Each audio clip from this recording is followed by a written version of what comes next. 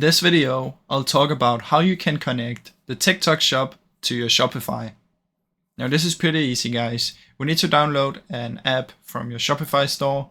So head to settings, head to apps and sales channels, and we want to get this one called SKU for TikTok shop.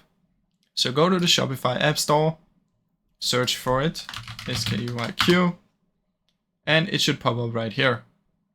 Then what you want to do is just click on it, press add, and it will automatically download to your store. And what it does is it will help sync your inventory to your TikTok shop from your Shopify store. Now, the way that this works is you're gonna add it, make an account to SKU, and once it's added, you wanna connect your SKU account, and you also wanna connect your TikTok account. And once you've done that, it should be synced. So that is how it works. You can see the features here: real-time product order, inventory syncing to your TikTok shop. Now, I really hope you enjoyed this short video. If you did, please leave a like and subscribe, as it helps me out a ton. Thank you so much for watching.